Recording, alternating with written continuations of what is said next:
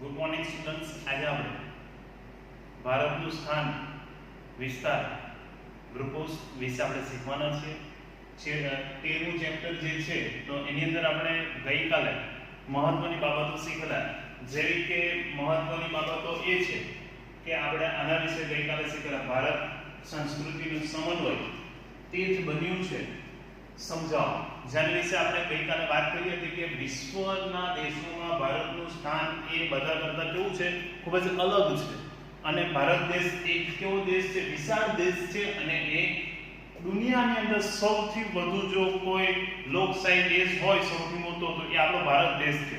લોકશાહી માટે એક વસ્તુ કહેવાયું છે, લોકશાહી એટલે લોકો દ્વારા લોકો વડે ચાલતું શાસન, એટલે એને શું કહેવાય છે, લોકશાહી. તો આ લોકશાહીની અંદર આપણે જે છે કે ભારતીય સંસ્કૃતિના સમન્વયકારી ભાવનાઓએ ધર્મ, જાતિ, પ્રજાને તડછોડતી નથી, એટલે કોઈ પણ એને છોડતી નથી, પણ દરેકને પોતાને તેને દ્વાર ખુલ્લા રાખી તેમને આવકાર્યા છે.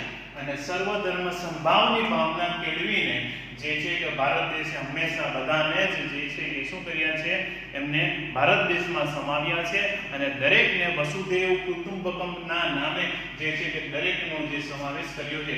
કુદરતી કે માનવ સર્જિત આપત્તિઓ આવી હોવા છતાં પણ આપણા ભારત દેશની અંદર જે છે કે એની પ્રગતિ, એના વિકાસમાં કદી પણ ભારત દેશ કદી પણ પાછળ પડ્યું નથી. એ કોઈ પણ હોય, કોઈ પણ વિકટ પરિસ્થિતિ હોય, આપણા સુરતની અંદર 2006 ની અંદર જ્યારે પણ પૂર આવ્યું તો તે સમય દરમિયાન પણ આપણે જોઈ શકીએ છીએ કે આટલી બધી વિકટ પરિસ્થિતિમાં પણ આપણું સુરત જે છે એ પરિસ્થિતિમાંથી પણ બહાર નીકળ્યું હતું. હમણાં પણ આપણે જોઈએ છે કે કોરોનાની મહામારીની અંદર આપણે જોઈએ છે કે આપણો દેશ અને વિશ્વ ઝઝૂમી રહ્યું છે. તો આપણો ભારત દેશે આવા સમયમાં, આવા ખરાબ સમયની અંદર પણ જે છે કે વિશ્વને આપણે જોઈએ છે તો દવા અને વેક્સિન પણ ઉપલબ્ધ કરાવી છે. એટલે ભારત દેશ જે છે કે વિકટ પરિસ્થિતિમાં પણ બીજા દેશને સાથ આપવાનું પણ કદી પણ છોડતો નથી. પછી આપણે જોઈએ છે કે ભાઈ આપણે ભારતીય સંસ્કૃતિના ઘડતર અને વિકાસમાં ભૌગોલિક પરિસ્થિતિએ પણ ખૂબ જ મહત્વનો ભાગ ભજવ્યો છે. કે આપણા ભારત દેશની અંદર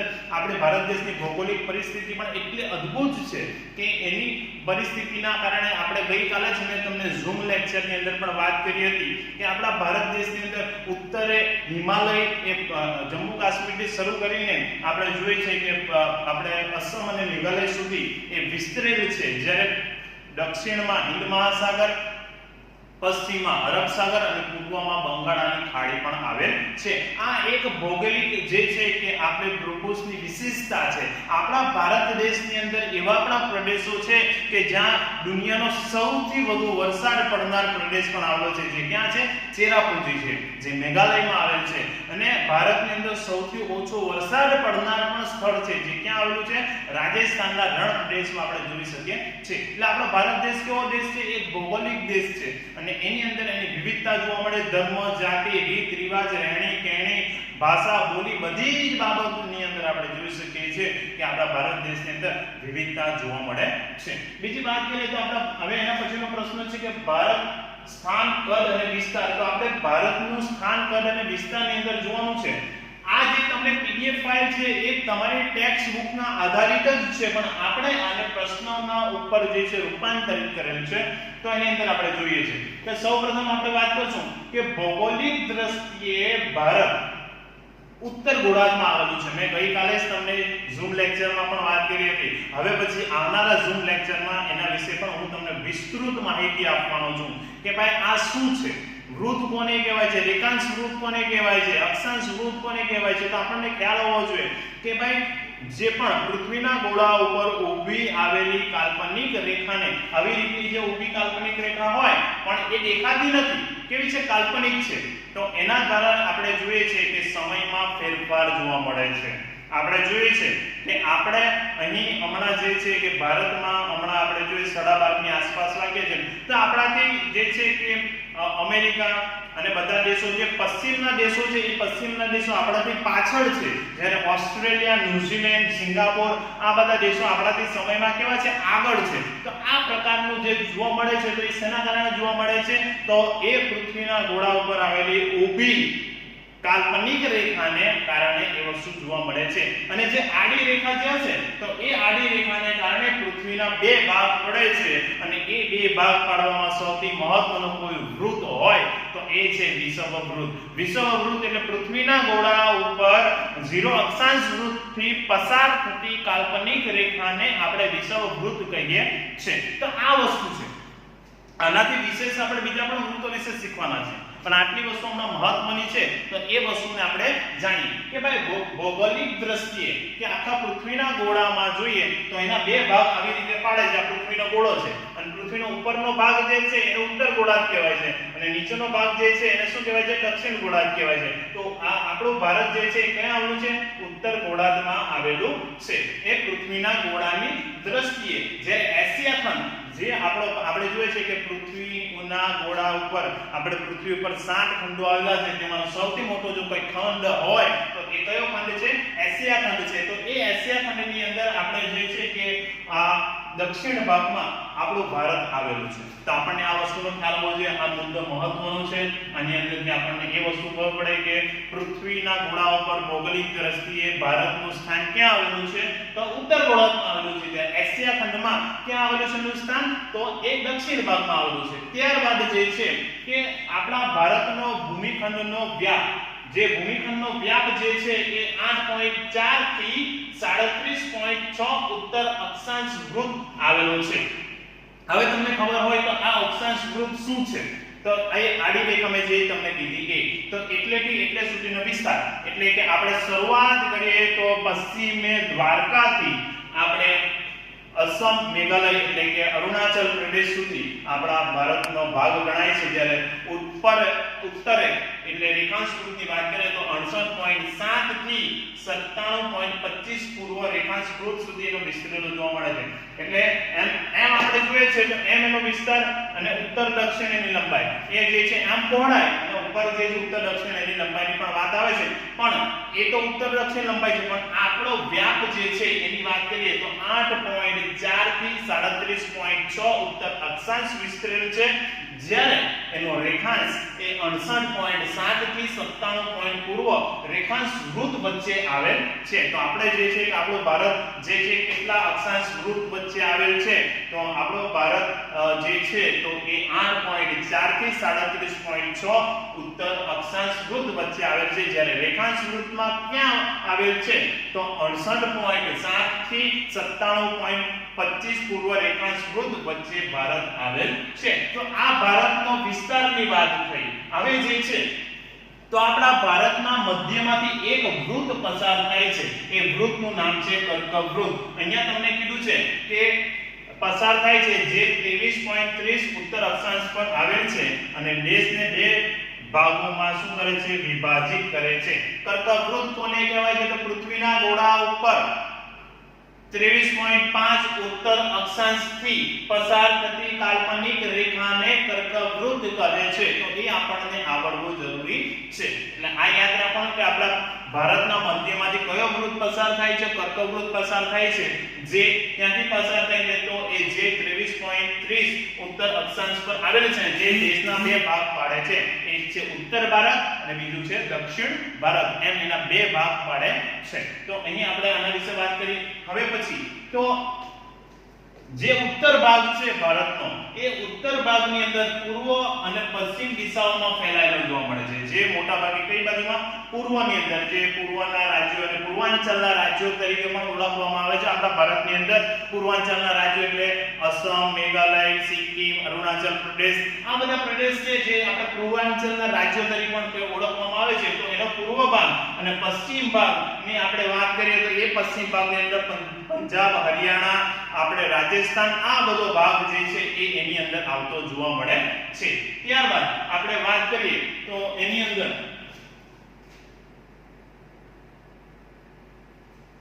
આપણે જોશું કે તેનો ઉત્તર ભાગ ની વાત કરીએ આપણે જે છે તો એનો ઉત્તર ભાગ વધુ પૂર્વ પશ્ચિમ દિશાઓમાં ફેલાયેલો જોવા મળે છે. જ્યાં શું આવેલા છે? વિશાળ મેદાનો અને હિમાલયની પર્વત શ્રેણીઓ આવેલી જોવા મળે છે. આપણે જે ઉત્તર ભાગ છે તો મોટા ભાગનો ઉત્તર ભાગમાં શું આવેલી છે? હિમાલયની પર્વતમાળા અને જે છે કે વિશાળ ફળદ્રુપ મેદાનો પણ અહીં આવેલા છે. કેમ? તો એનું કારણ છે કે અહીં મોટા ભાગની નદીઓ જે અહીંથી પસાર થાય છે અને આ મોટા ભાગની નદીઓનું ઉદ્ગમ સ્થાન પણ ક્યાં આવેલું છે?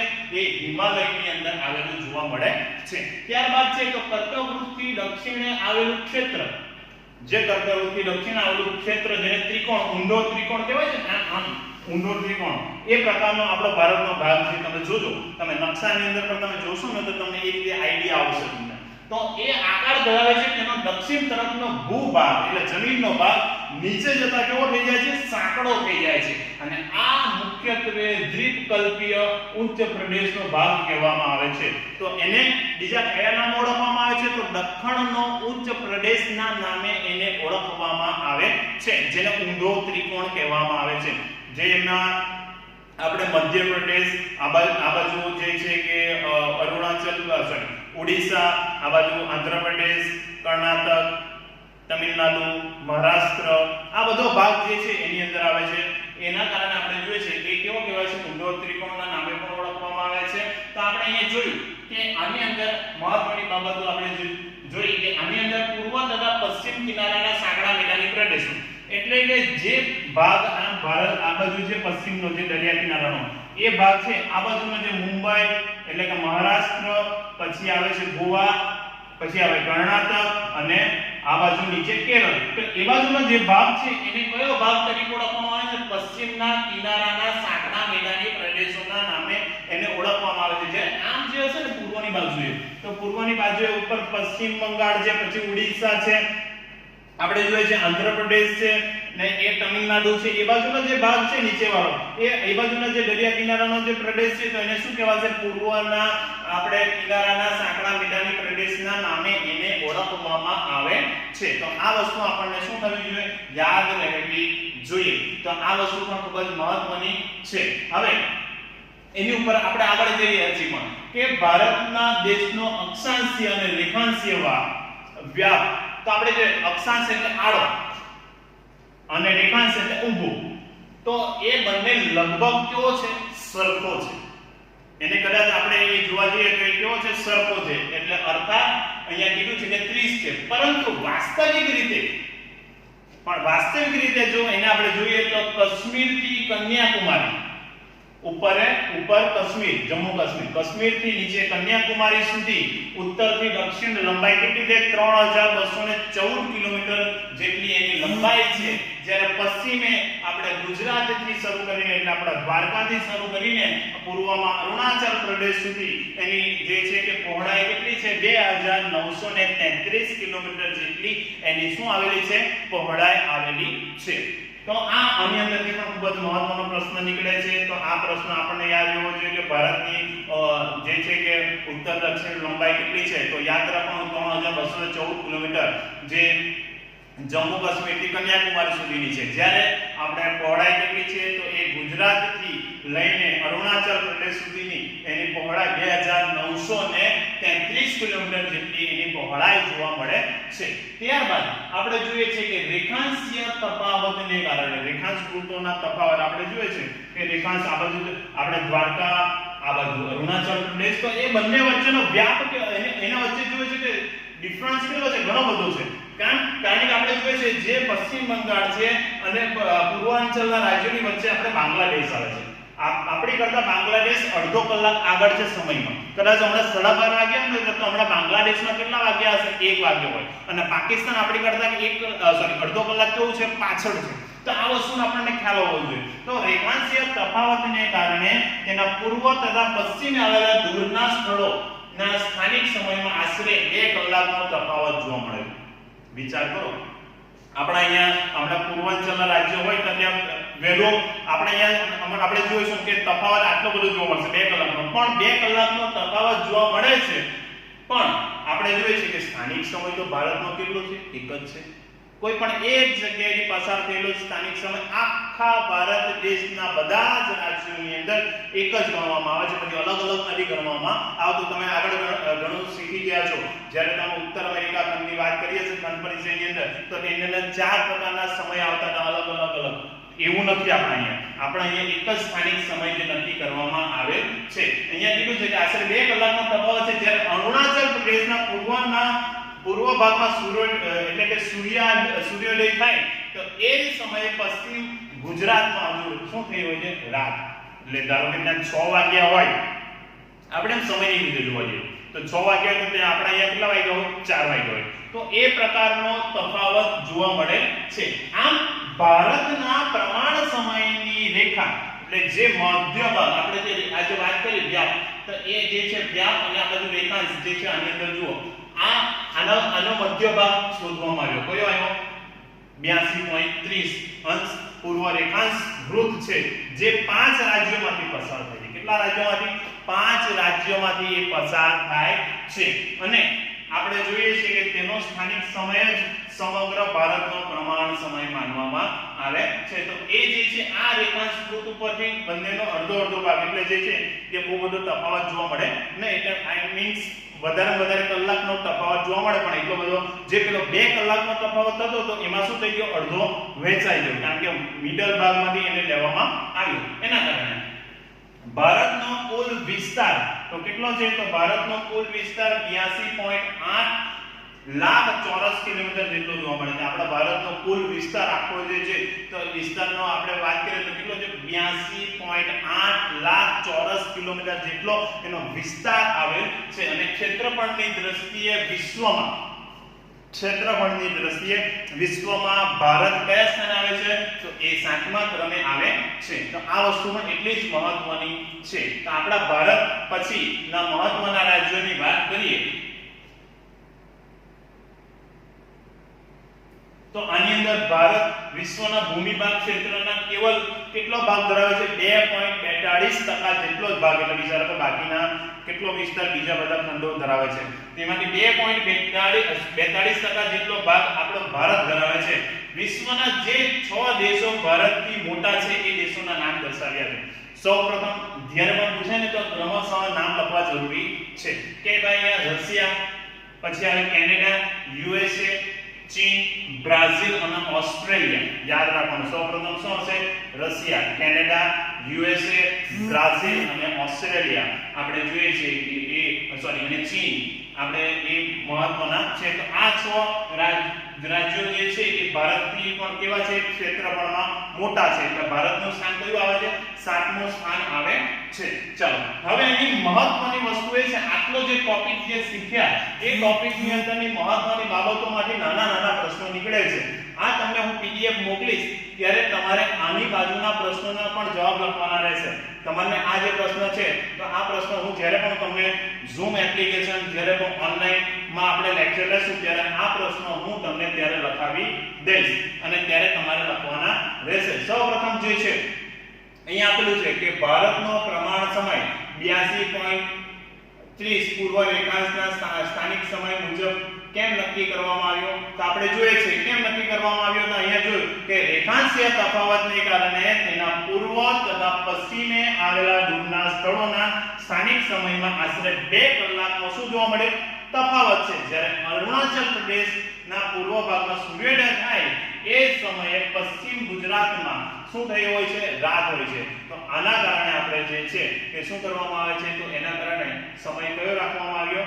જે આપણા ભારતના પ્રમાણ સમયની રેખા 82.30 પૂર્વ રેખાંશ વૃત્ત જે છે એ 5 રાજ્યોમાંથી પસાર થાય છે. તેનો સ્થાનિક સમય સમગ્ર ભારતનો પ્રમાણ સમય એને માનવામાં આવ્યો. તો આ એનો જવાબ છે. 2 માર્ક્સમાં ટૂંકા પ્રશ્નોમાં પૂછાઈ શકે એવો છે. તમને અહીંયા માર્ક્સ દર્શાવ્યા છે. જેમાં માર્ક્સ નથી દર્શાવ્યા એટલે તમારે સમજી લેવાનું કે આ પ્રશ્નો કેવા છે? 1 માર્ક્સ વાળા પ્રશ્નો છે. પછી ભારત દેશમાં કયા અક્ષાંશ વૃત્ત અને રેખાંશ વૃત્ત વચ્ચે આવેલો છે? તો અહીંયા યાદ રાખવાનું કે આપણે ભારતનો જે છે ભારત દેશનો અક્ષાંશ વૃત્તની વાત આવે તો ભારતનો મુખ્ય ભૂમિકાનો વ્યાપ 8.4 થી 37.6 ઉત્તર અક્ષાંશ વૃત્ત અને 68.7 થી 97.25 પૂર્વ રેખાંશ વૃત્ત વચ્ચે આવેલો છે. ત્યારબાદ છે કે ભારતની મધ્યમાંથી કયું વૃત્ત પસાર થાય છે અને કયા અક્ષાંશ વૃત્તને કર્કવૃત્ત કહે છે? તો અહીંયા આપણે જે ભારતના મધ્યમાંથી કયો વૃત્ત પસાર થાય છે? તો કર્કવૃત્ત પસાર થાય છે જે 23.30 ઉત્તર અક્ષાંશ પર આવેલો છે અને તે 2 દેશના બે ભાગમાં પણ વિભાજિત કરે છે. તો આ એ મહત્વનો પ્રશ્ન છે. નાના નાના પ્રશ્નો આમાંથી ઘણા બધા નીકળે છે. તો આ બધા પ્રશ્નોની આપણે તૈયારી કરવાની. રોજ આપણે આટલી પણ તૈયારી કરશું તો એ આપણને જે છે કે તકલીફ પડશે નહીં. પછીનો પ્રશ્ન છે ભારતમાં સૂર્યોદયની શરૂઆત કયા રાજ્યમાં થાય છે? તો ભારતમાં સૂર્યોદયની શરૂઆત ક્યાં થાય છે? અરુણાચલ પ્રદેશમાં પહેલા થાય છે. ત્યારબાદ આપણે જોઈએ કે ભાઈ ભારતનો પ્રમાણ સમય કઈ રેખાંશ પરથી ગણાય છે? ભારતનો પ્રમાણ સમય કઈ રેખાંશ પરથી? તો ભારતનો પ્રમાણ સમય 82.30 પૂર્વ રેખાંશ પરથી ગણાય છે. ત્યારબાદનો પ્રશ્ન છે કે ભારતનું ક્ષેત્રફળ કેટલું છે અને કયા કયા દેશો વિસ્તારમાં ભારતથી મોટા છે? તો ભારત વિશ્વમાં ભૂમિભાગના ક્ષેત્રફળમાં કેટલો આપણે જે છે 2.42% જેટલો ભાગ ધરાવે છે અને જે વિશ્વમાં કયા ભારત ક્ષેત્રફળની દ્રષ્ટિએ વિશ્વમાં 7મા ક્રમે આવે છે અને એનાથી મોટા કયા કયા દેશો છે? તો રશિયા, કેનેડા, યુએસએ, ચીન, બ્રાઝિલ અને ઓસ્ટ્રેલિયા જોવા મળે છે. એ એનાથી ક્ષેત્રફળની દ્રષ્ટિએ કેવા છે? મોટા છે.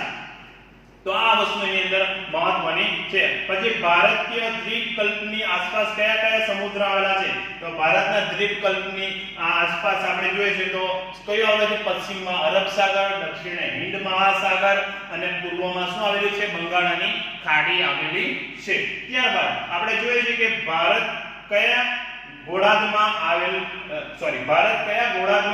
દેશ છે? તો ભારત જે છે તે ઉત્તર ગોળાર્ધમાં આવેલ દેશ છે. અહીંયા એવું નથી પૂછ્યું કે એશિયા ખંડમાં, એટલે આપણે યાદ રાખવાનું કયું ગોળાર્ધ આવશે? ઉત્તર ગોળાર્ધમાં આવેલ દેશ છે. પછીનો પ્રશ્ન છે કે ભાઈ કર્કવૃત કોને કહેવાય? જો કર્કવૃતની આ જે લખશો તો પણ તમારી કેવી કહેવાશે? સાચી કહેવાશે. એની જગ્યાએ જો આ લખો, મેં જે તમને કહું છું એ કે ભાઈ પૃથ્વીના ગોળા ઉપર આવેલી કાલ્પનિક રેખાને પૃથ્વીના ગોળા ઉપર 23.5 ઉત્તર અક્ષાંશ પરથી પસાર થતી કાલ્પનિક રેખાને કર્કવૃત કહે છે. જો એ લખો તો પણ સાચી છે અને આ લખો તો પણ સાચી છે કે પૃથ્વીના ગોળા ઉપર 23.30 ઉત્તર અક્ષાંશ માંથી પસાર થતી કાલ્પનિક રેખાને શું કહેવાય છે? કર્કવૃત. કેમ કાલ્પનિક લખવું જરૂરી છે?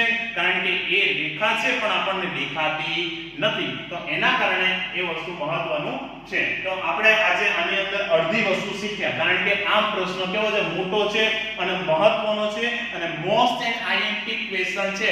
આની અંદરથી તમને 2 માર્ક્સના પ્રશ્નો નીકળશે, 3 માર્ક્સના નીકળશે, 1 માર્ક્સના નીકળશે અને 4 માર્ક્સના પ્રશ્નો પણ આની અંદરથી નીકળી શકે છે. એટલે આ વસ્તુ આપણને આવડવી જરૂરી છે.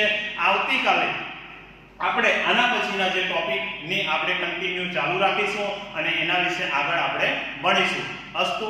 જય હિન્દ.